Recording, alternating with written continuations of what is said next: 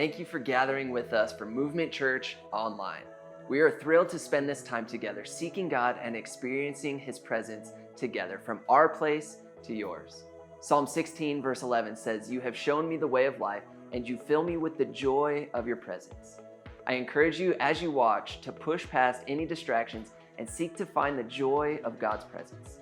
If you would click the share button and invite others to experience the joy of His presence as well, that would be great.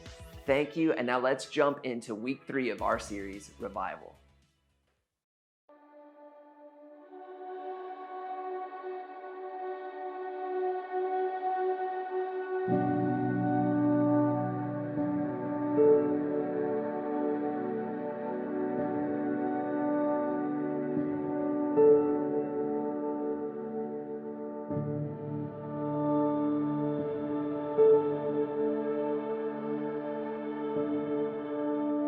All right, well, we are here in week 3 of Revival, and here's what we're saying. Revival is not an event. Revival is a person. That revival is not something we go to. Revival is something that we experience personally. Revival is something that happens every time someone meets Jesus, every time we meet Jesus and allow Jesus to raise to life what is dead inside of us, the things that we have allowed to die inside of us, that every time a person encounters Jesus, meets Jesus, sees Jesus for who He really is, we see Jesus and we allow Him to raise to life the things that are dead to us.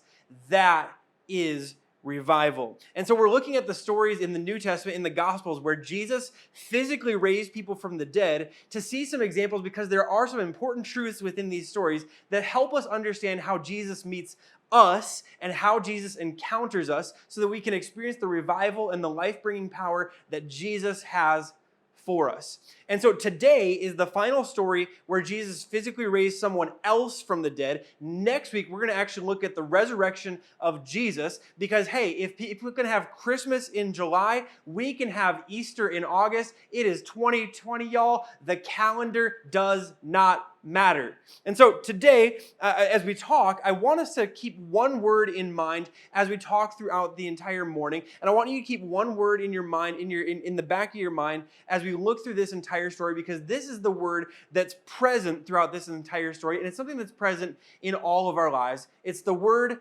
pain. Can we actually all say that together on the count of 3? This isn't like a fun word to say, so you don't need to like shout this in your living room. But on the count of 3, can we all just say pain? Ready? 1, 2, 3, pain. Yeah, let me talk real quickly about pain, because there are some truths about pain that help us set the table for what we're going to talk about today. Some pain is physical. Some pain is physical. Some pain is physical. You break your hand, you sprain your ankle, you get in a car accident and you need some physical therapy, you come down with a bad cold, it's physical pain.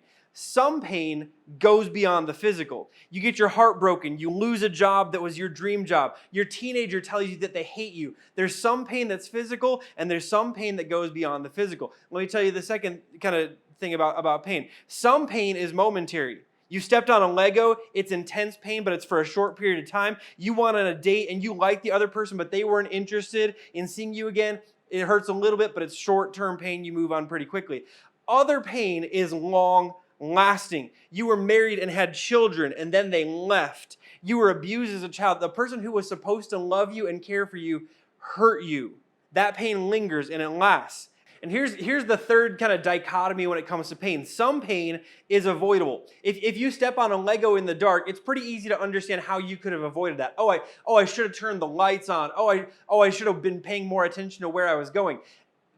Or maybe you went on a date with someone that you knew you had no business going on a date with that person. And so when it ends, you're like, oh man, I shouldn't have even gone on a date with that person. It's the avoidable pain. It's the stuff that when you look at it, you go, oh, I was just being an idiot. I wasn't paying attention. I wasn't paying attention to where I was going or the decisions I was making. I could have avoided that pain. And then some pain is unavoidable. Some pain, there was no way to see it coming. There was no way to avoid it, except in the case of lung cancer with smoking. Cancer seems pretty unpredictable and unavoidable. Your teenager coming to you with shocking news and a shocking announcement is one of those, how could I have seen this coming moments? Now, here's what I know. As human beings, we have gotten pretty good at handling the left side of the screen right now. We've gotten pretty good at handling pain when it's physical. We've gotten pretty good at handling pain when it's short term, when it's momentary. And we've gotten pretty good at handling pain when it's avoidable and we could have seen it coming and we chose not to. Interestingly enough, as humans, we've gotten pretty good at handling all of that stuff. But what I know and what you know is that the other types of pain, the right side of the screen, those really cause problems for us. Those cause problems for us. Those keep tripping us up. And here's the truth. The deeper it hurts, the longer it lasts, and the more unavoidable it feels, the more likely we are to lose our focus and maybe even lose our faith. See, you've been there, and I've been there, where the pain cuts deep and it lasts long, and it was unavoidable, so it feels like there's no one to blame. And it messes us up. And it can cause us to lose focus. It can cause us to lose hope. It can even cause us to doubt and question God's power or God's love or God's ability for us. Because if God was really caring, God would have done something about this. Or if God was really powerful, he surely would have done something about this. It can cause us to lose sight of God. And if you've ever experienced that kind of pain that caused you to lose sight of God for a moment of your life or for a stretch of your life or for years in your life, there is good news in the story today because that does not have to be the way that we respond to pain. And so today we're going to look at John chapter 11. It's the story of a man named Lazarus and his sisters and their encounter with Jesus. Here's how it starts in John chapter 11, starting in verse 1. Now a man was sick, Lazarus from Bethany, the village of Mary and her sister Martha. Mary was the one who anointed the Lord with perfume and wiped his feet with her hair, and it was her brother Lazarus who was sick. So the sisters sent a message to him, Lord, the one that you love is sick. In other words, the message comes to Jesus. Jesus, this isn't just some rando person that you met on the street that you encountered a couple years ago. This is a person, this is a family that you have a relationship with. One of these sisters actually wiped your feet, which is a weird thing to do. But one of the sisters wiped your feet. They got close enough to you to wipe your feet with their hair. Another one of these sisters, like you are close to this family. You're close to this family. And Lazarus is described as the one that you love. This is no passing relationship. This is a deep friendship between Jesus and this family. In verse 4, it says this, when Jesus heard it, he said, this sickness will not end in death, which is a great thing. If you're hoping in Jesus and Jesus says this thing will not end in death, this is a great statement. This sickness will not end in death, but it is for the glory of God so that the Son of God may be glorified through it. And you're thinking, yes, this means Jesus is going to do a miracle. Jesus is going to go, and Jesus is going to use his power to end Lazarus' sickness and to restore his health. And then it says this in verse 5. Now Jesus loved Martha, her sister, and Lazarus. So when he heard that he was sick, he stayed. He stayed 2 more days in the place where he was. Jesus loved, so Jesus stayed. Now look, I'm a pastor, and I know where this story goes. And spoiler alert, Lazarus dies and then raises from the dead. And I know that there's like a greater purpose to why Jesus allowed things to deteriorate the way he did so that he could ultimately show his full glory and his full power and his full ability. But as a pastor, as a person, as a human being, as a dad, as someone who's experienced family members getting sick and passing away, like everything in me, when I hear Jesus loved, so Jesus stayed, everything in me gets angry. Everything in me gets frustrated. Everything in me does not like that Jesus did this. Everything in me thinks that if Jesus loved, Jesus should go. If Jesus loved and Jesus knew, then Jesus should get going and Jesus should get using his power to help Lazarus. Everything in me gets frustrated with Jesus at this point of the story. And then I have to remember what we said last week. Jesus did not come to meet my expectations. Jesus didn't come to be the Savior and the healer that I think I need or that I think should exist. He came to be the Savior and the healer that the world actually needed. So the story picks up then in verse 7. It says this, then after that, he said to the disciples, let's go to Judea again. Rabbi, the disciples told him, just now the Jews tried to stone you, and you're going to go there again?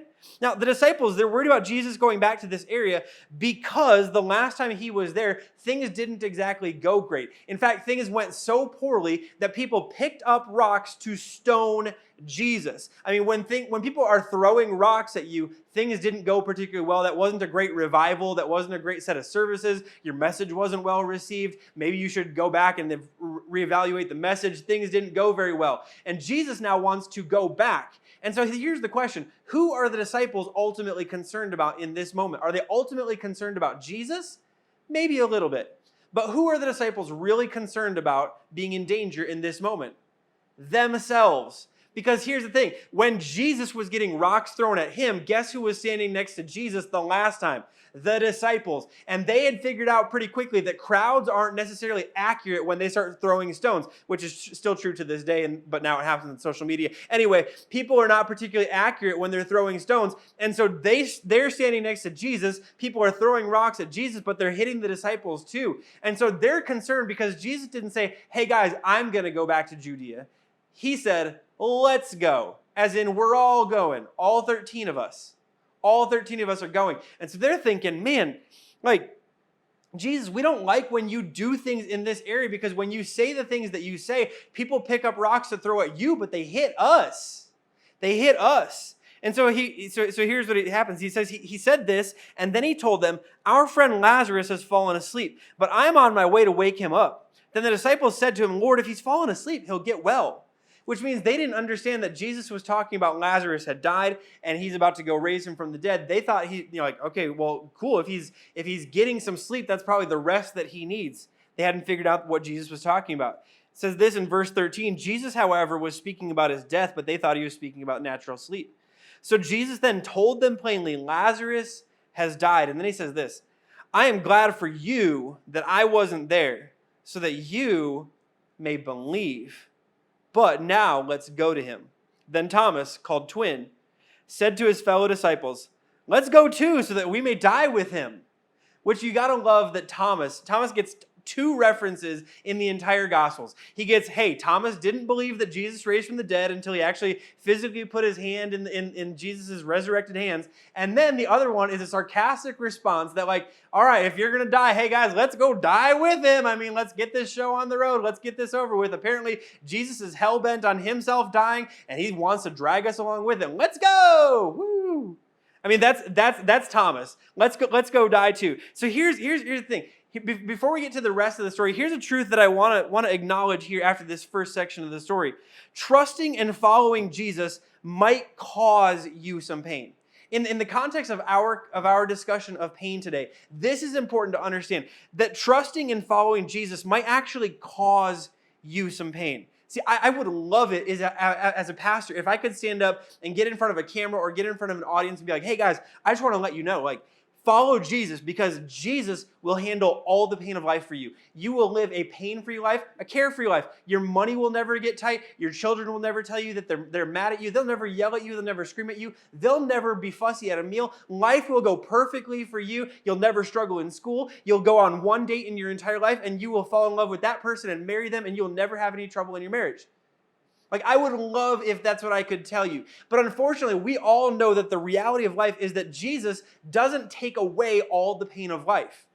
The reality of life actually seems to be the opposite, especially when you look at this story, that following Jesus actually might cost you something. Following Jesus might cause you some pain. When you look at this story, everyone in this story experiences or thinks they're going to experience some pain because they're following Jesus. And actually, Jesus is the cause of some of their momentary pain, some of their lasting pain, some of their more difficult pain, some of the pain that's not physical, but it's emotional and it's interior. And you just go, Jesus actually was the cause of this. When you look at this, the disciples, they experience pain because they're with Jesus. They're following Jesus close enough that when people throw rocks at Jesus, they hit the disciples. That's what happens when you follow Jesus close enough sometimes. For Lazarus, he dies as almost this prop. I mean, he died. He dies. Like, he doesn't get a little bit sick. Like, he dies as what seems like a prop in Jesus' ongoing object lesson about his ability to raise people to life.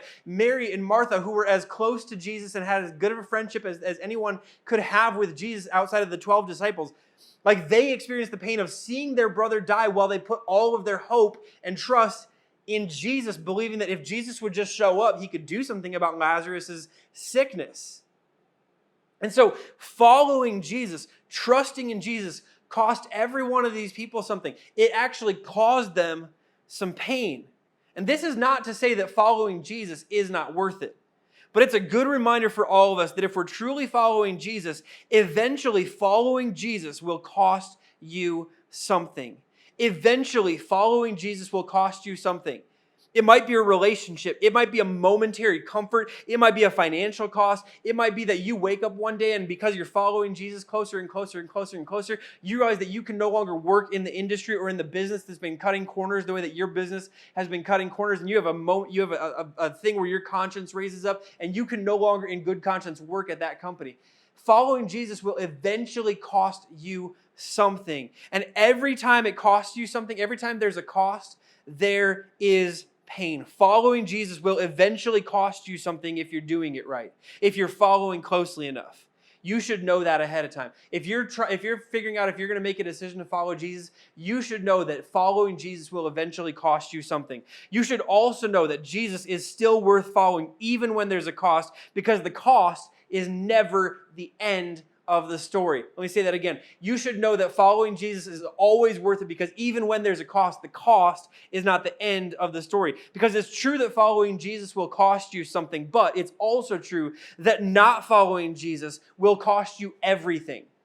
That not following Jesus will cost you everything. See, here's what I know. If you experience the cost, if you experience the pain of following Jesus, and you decide to give up and duck out in that moment, that pain becomes really pointless. That cost becomes really pointless because you miss out on the rest of the story. You forfeit the rest of the story. You give up everything that was to come after the pain. Jesus has this way of bringing beauty out of our pain, has a way of bringing purpose out of our pain, has this way of there being a payoff to all the pain and all the cost. Following Jesus will cost you something, but not following Jesus will cost you everything else. The story goes on in verse 17. When Jesus arrived, he found that Lazarus had already been in the tomb 4 days. 4 days. Bethany was near Jerusalem, less than 2 miles away. Many of the Jews had come to Martha and Mary to comfort them about their brother. And as soon as Martha heard that Jesus was coming, she went to meet him. But Mary remained seated in the house. Then Martha said to Jesus, "Lord, if you had been here, my brother wouldn't have died." She has absolute confidence in Jesus' ability, but Jesus didn't show for her. Yet even now, I know that whatever you ask from God, God will give you. God will still, in this moment, God will still give you whatever you ask him. This is serious faith. This is faith that means business. This is faith that has been disappointed, yet still believes in Jesus' ability. There are no, for this person, there are no good emotions toward Jesus right now. There's no good feelings. There's only disappointment. There's frustration. There's plenty of anger. There's plenty of sadness. There's plenty of wonder. There's plenty of doubt. There's plenty of questions about why would you not show up when you had the power to do something about this. There are no good emotions. There are only negative feelings. There are no positive feelings pushing her toward Jesus right now. But there is still faith. There is still faith. And after I preached this on this passage a little bit in our Easter message, I wrote something down that I didn't include in the Easter message, and I didn't know why I wrote it down at that point, but I think I wrote it down because I was meant to talk about it at this point. See, what faith is, faith exists for the moments that feelings don't.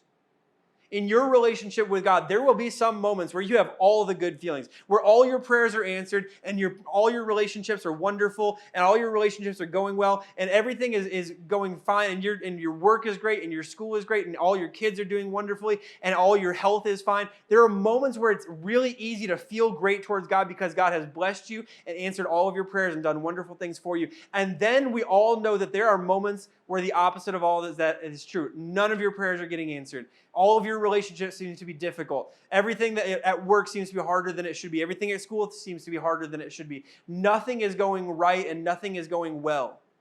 And in those moments, the feelings are not there, but your faith still can be. There are no feelings, but there is still faith. And these are the moments where our faith is truly tested, whether our faith is real or whether or not we've just followed God because of our feelings. And in this moment, we still have the choice to believe, just like this woman did. And in those moments, here's the thing. Faith is the choice that even if God hasn't, it doesn't mean he can't. Faith is the choice that even if God hasn't, it doesn't mean he can't. That just because he hasn't doesn't mean he doesn't have the power to. That just because he hasn't yet doesn't mean he is not going to. Story picks up in verse 23. Your brother will rise again, Jesus told her. Martha said to him, yeah, I know that he'll rise again in the resurrection at the last day. Jesus then said to her, I am the resurrection and the life. I am the resurrection and the life. The one who believes in me, even if he dies, will live. Everyone who loves and believes in me will never die. Do you believe this? Do you believe that I am the resurrection and the life? Yes, Lord, she told him. I believe that you're the Messiah, the Son of God, who comes into this world. Having said this, she went back and called her sister Mary, saying in private, the teacher is here and is calling for you. As soon as Mary heard this, she got up quickly and she went to him. And as soon as Mary came to where Jesus was and saw him, she fell at his feet and told him, Lord, if you had been here, my brother would not have died. Same statement. If you had been here, my brother wouldn't have died. See, Martha does something really smart, and eventually Mary follows. This is really interesting. You got two sisters, one that runs to Jesus immediately, one that holds back a little bit, one that's still so upset at Jesus that when they hear that Jesus is there, they can't run out to meet Jesus yet. But eventually she goes to Jesus. And when they get to Jesus, they both do something brilliant. They bring all of their emotions to Jesus. They go to Jesus with everything that they're feeling and everything that they have felt. They've got some blame to dish out. They've got some frustrations. They've got some disappointments. They've got some anger. They've got plenty of sadness. They've got questions and they've got doubt. And instead of allowing those things to cause distance between themselves and Jesus, they carry it all to Jesus. They take it all to Jesus. Their example is something that we should follow, to bring every bit of our emotion to Jesus, to bring every bit of our emotion to Jesus. See, so many of us, we let our emotions cause us to wander and drift away from Jesus. We allow our doubts and our frustrations and our questions and our unmet expectations to cause us to drift and to pull back and to lean back. But what they did was so brilliant that they instead of drifting and wandering and leaning back and leaning back and leaning back and pulling back, they leaned in. When you wander and when you drift away, all you're left with is questions. But when you bring your emotions and your doubts and your questions to Jesus, you allow Jesus to have an answer and you allow Jesus to be the answer for every bit of frustration, every bit of doubt, every question that you have. And Jesus does not slam them. He doesn't say, hey, I'm Jesus. You don't question me. You don't question me. You don't question the Son of God. He allows them to beat on his chest, to cry on his shoulder, to lay all of the blame at his feet. And this is good. This is good news. For some of you, you were told that you couldn't be a good Christian and feel what you were feeling towards God, that you couldn't doubt God and be a good Christian, that you couldn't be angry towards God and be a good Christian. This is good news for you. Your revival might begin by bringing your emotion to Jesus, not letting it take you away from him. This is your invitation back. If you walked away because someone told you that you couldn't feel what you were feeling and be a good Christian, this is your invitation back. This is your invitation into a relationship with God that's full of emotions, where you can bring it all to Jesus and he will never turn you away because of it. He'll welcome you with open arms to experience everything that life has to offer. Verse 33 says this, when Jesus saw her crying and the Jews who had come with her crying, he was deeply moved in his spirit and troubled. Where have you put him? He asked. Lord, they told him, come and see. And then Jesus wept. This is the shortest verse in the Bible. It's also one of the most meaningful. See, Jesus feels what we feel. And I'm not going to say a whole lot else about this. I think this statement stands for itself. Jesus is able to meet us where we are because he has been there too. Jesus is able to meet us where we are because he has been there too. Verse 36 tells us this. So the Jews said, see how he loved him? But some of them said, couldn't the one who opened the blind man's eyes also have kept this man from dying? Then Jesus, deeply moved again, came to the tomb. It was a cave and a stone was lying against it. Remove the stone, Jesus said. Martha, the dead man's sister, told him, and this is one of the funniest verses, one of the funniest things that's ever said in the Bible. Martha, the dead man's sister, told him, Lord, there is already a stench because he has been dead for 4 days. Now, first of all, the King James Bible actually says this in the best way possible. Here's what it says in the King James Bible. Lord, by this time he stinketh.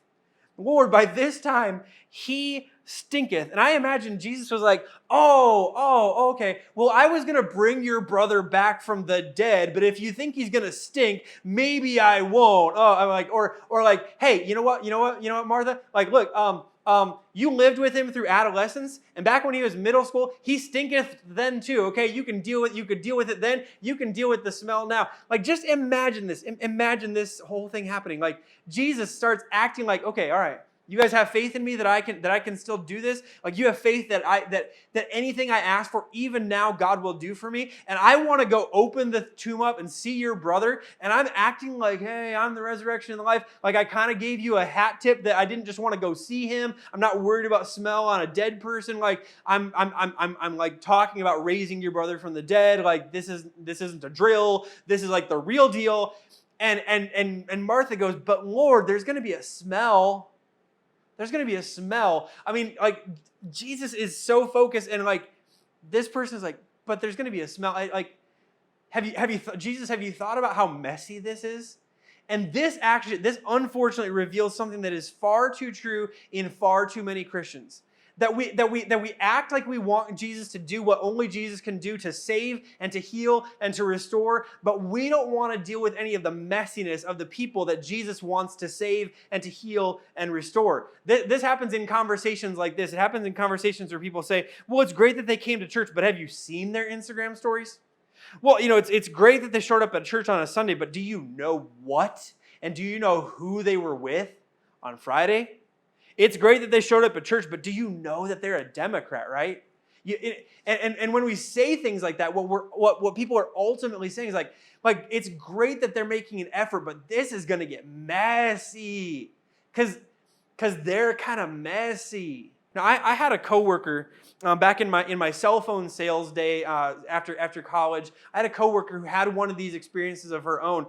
She when she was in high school, she'd kind of grown up in a family where the family was messy and life had been kind of messy for her. And for her and her family, church had never even been an option, never been on the table. It just wasn't something that they ever did. And so she had grown up in that kind of world, and she had grown up with, really, her parents kind of let her do whatever that she wanted to do. Didn't ever talk to her about her language, didn't ever talk to her about what she was involved with, didn't ever talk to her about how she dressed or anything like that. And so one day, a friend of hers from high school invited her to go to this youth event at their church. At her church, and she was like, well, I don't know anything about Jesus, but I also don't want to like say no to my friends, so I'll go to this youth thing at her church.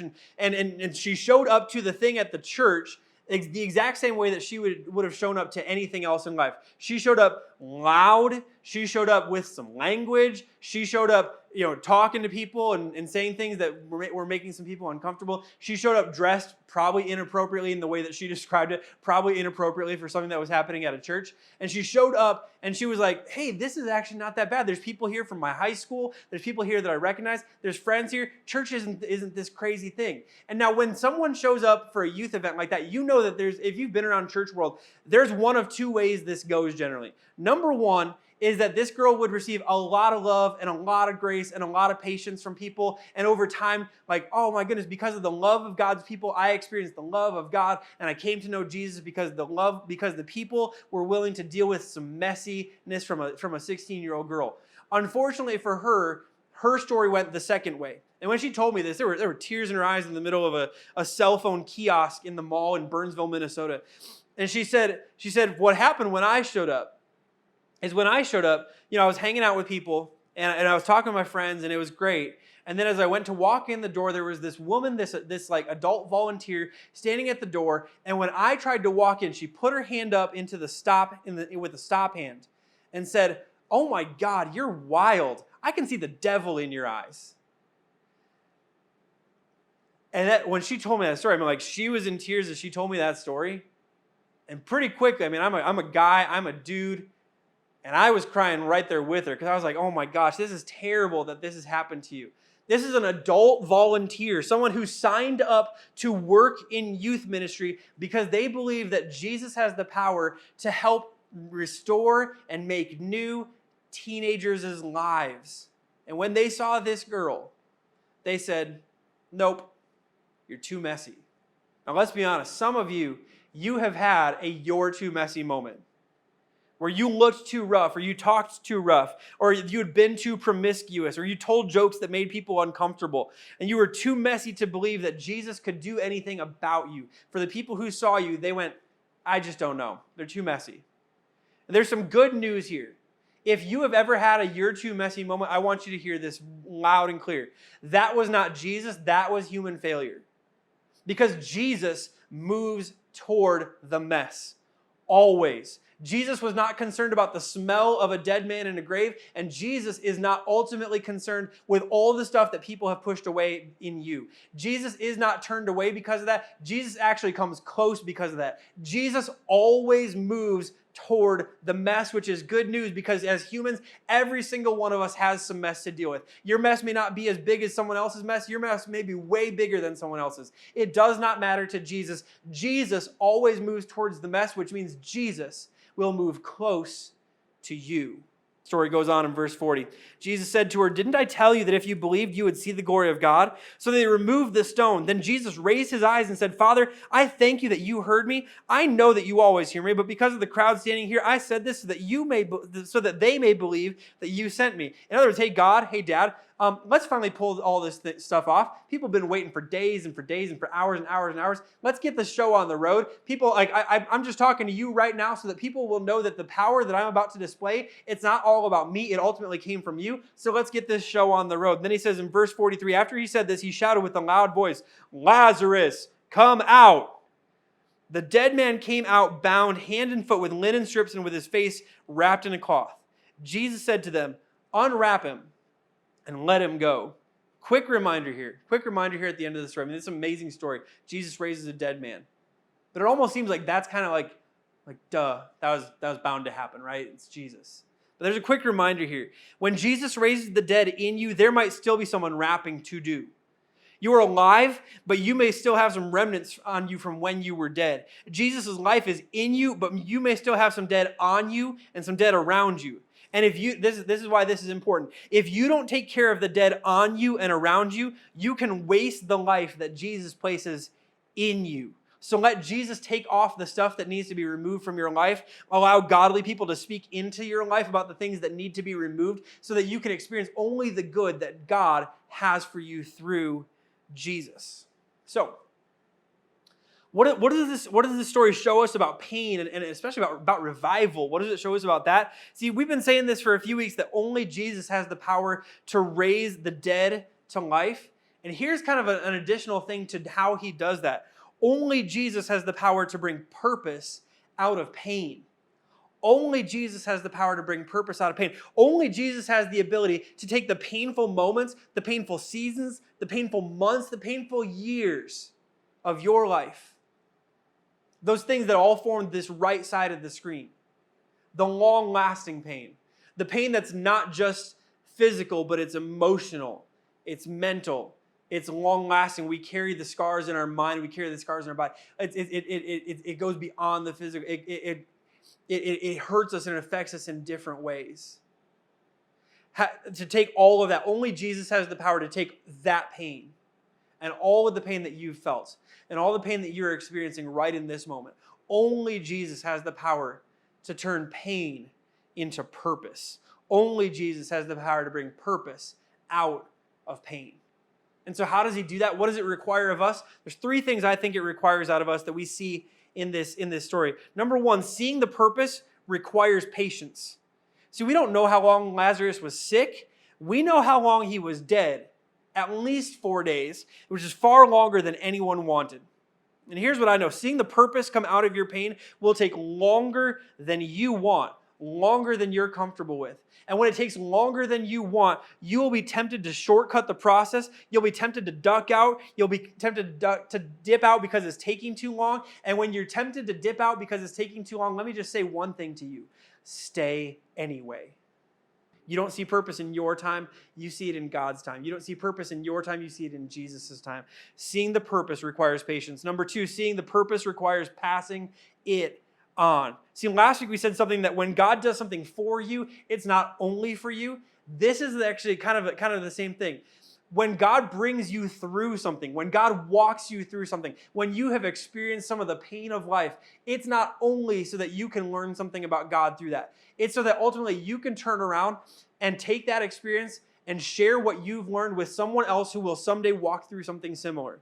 If you've ever experienced heartbreak, you are perfectly positioned to help someone in the future experience heartbreak and know that heartbreak does not last forever. If you've ever experienced job loss, you are perfectly positioned to help someone else walk through the pain and the frustration of being without work. If you've ever experienced a mental health struggle, you are perfectly positioned and perfectly qualified to help someone else deal with depression, to deal with bipolar, to deal with all of the stuff that can exist, to deal with anxiety, all the things that can exist when it comes to our mental health. If you have ever experienced the first year of marriage, you are perfectly positioned to help someone else who's going through a rough first year of marriage to know that the rough first year of marriage doesn't have to be the entire marriage, doesn't have to be the end of the story.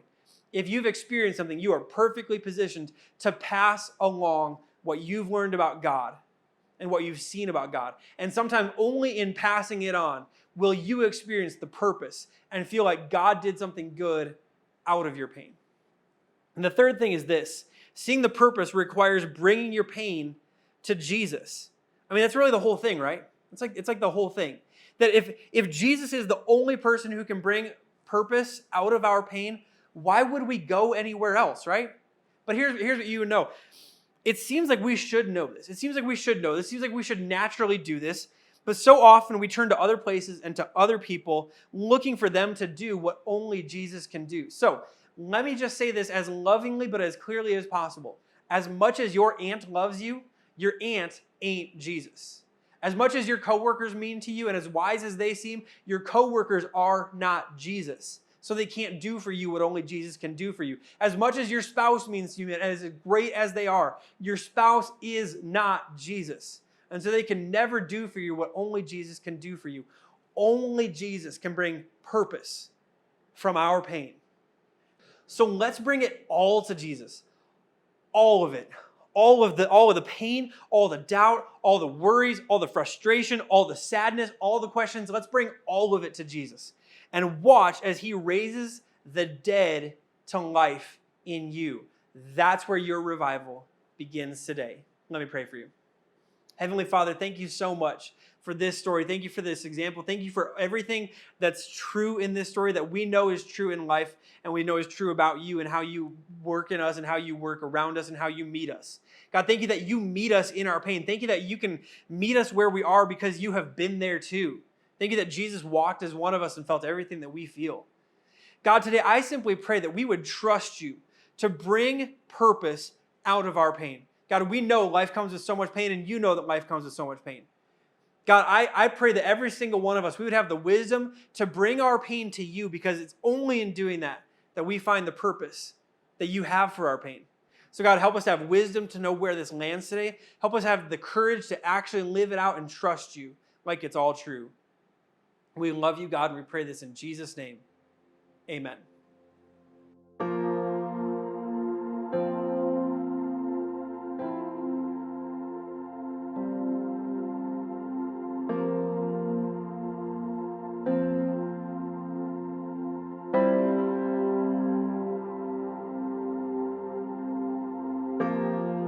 Peace like a river wash over me.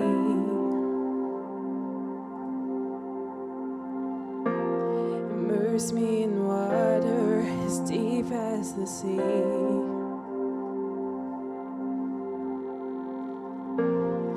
Hide me in love, your healing embrace. Peace like a river wash over me. as I worship your majesty.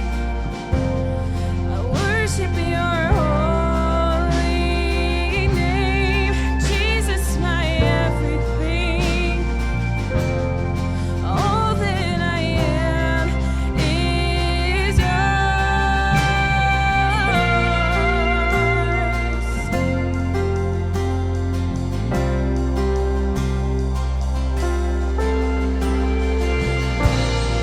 Come, Holy Spirit, rain down on me.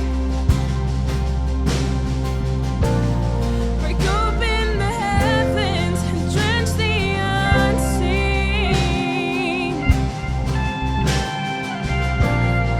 Pour out your presence as I pour out your praise. Come, Holy Spirit. Lord, have your way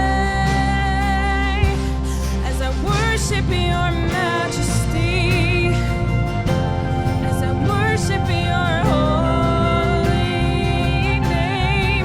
Jesus, my everything.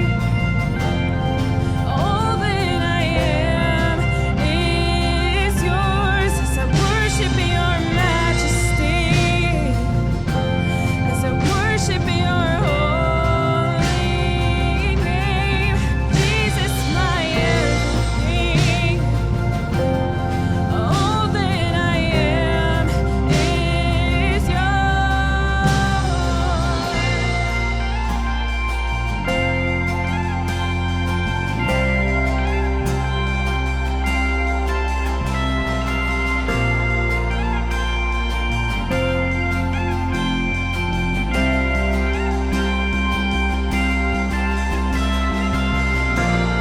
Open the heavens, swing wide the gates, flood every heart with mercy. Pour out your presence, inhabit our praise as we cry, holy, holy. Open the heavens, swing wide the gates, flood every heart with mercy. Pour out your presence, inhabit our praise as we cry, holy, holy. Open the heavens, swing wide the gates, flood every heart with mercy. Pour out your presence, inhabit our praise as we cry, holy, holy. Open the heavens, swing wide the gates, and flood every heart with mercy. Pour out your presence, inhabit our praise as we cry, holy, holy. Oh, oh, as we cry, holy, holy.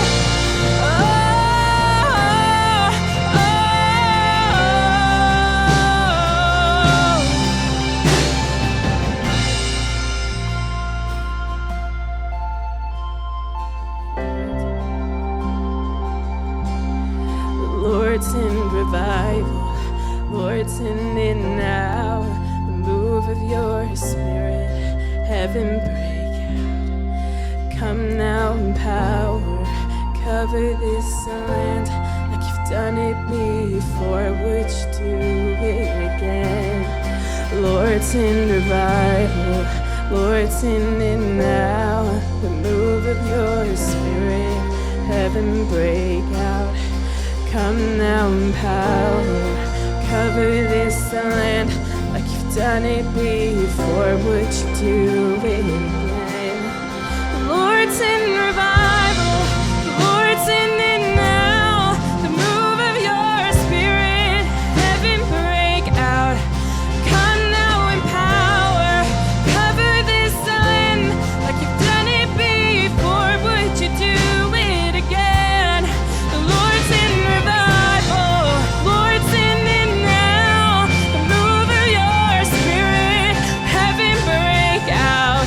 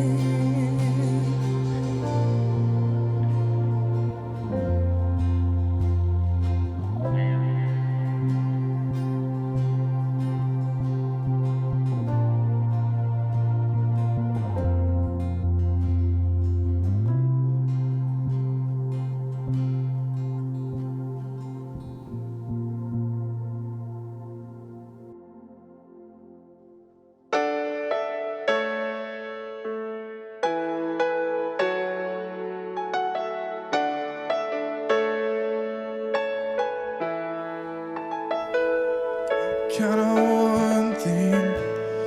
The same God has never left, will not fail me now. You won't fail me now. And in the waiting, the same God has never late, is working all things out. You're working all things out. Yes, I will lift you high in the lowest valley. Yes, I will bless your name. Yes, I will sing for joy when my heart is heavy all my days. Yes, I will.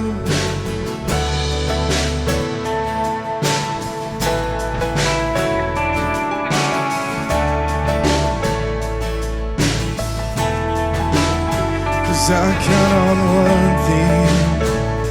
It's the same God that never fails, will not fail me now.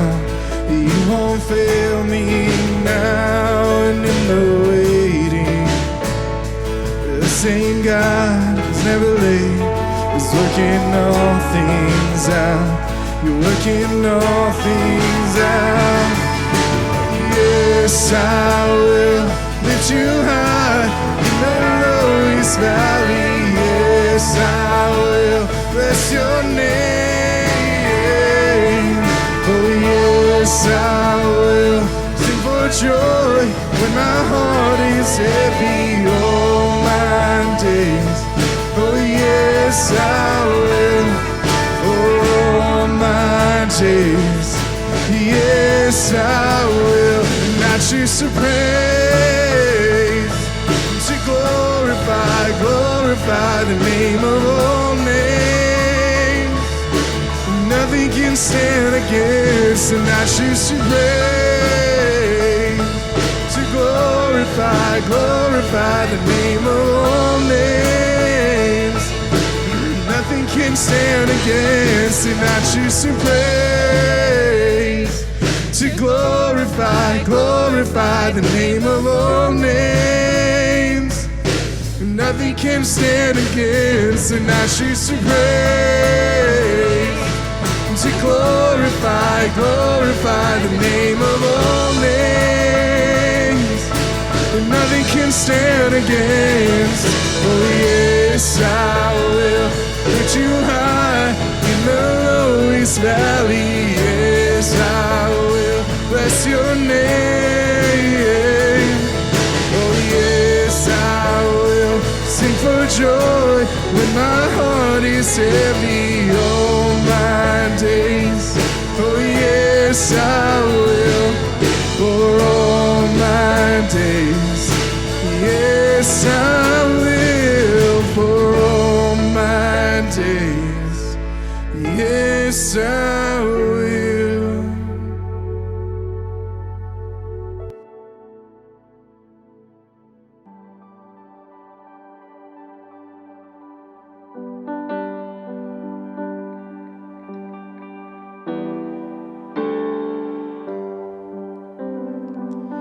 Who am I that the highest king would welcome me?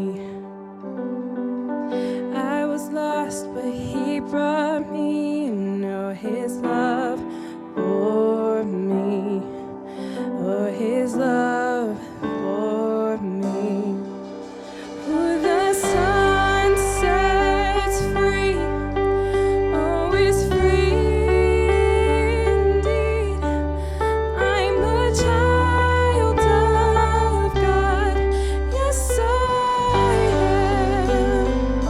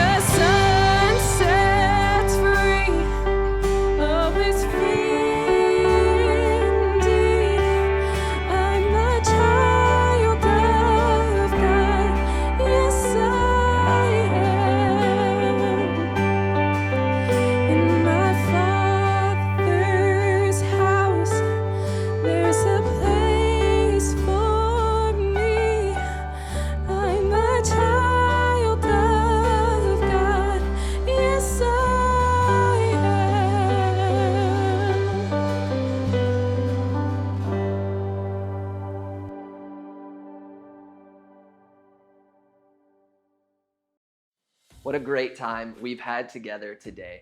Thank you for joining in. Before you go and enjoy the rest of your day, we have a few reminders for you. As always, our Movement Kids and Little Movers experiences are live right now for you and your children to experience together. They are available on both YouTube and Facebook right now. Also, if you're watching today and have a need, whatever it is, we would love for you to reach out to us. You're welcome to message us on Facebook, you can call us, or you can shoot us an email so that we might be able to help in any way that we can. Lastly, we want to give you the opportunity to practice generosity. If you would like to give financially, you can do so by texting the number on the screen, or you can always give online at our website, mvmnt.church. Thank you for your generosity. Thank you for being with us today, and we hope you have a great rest of your day.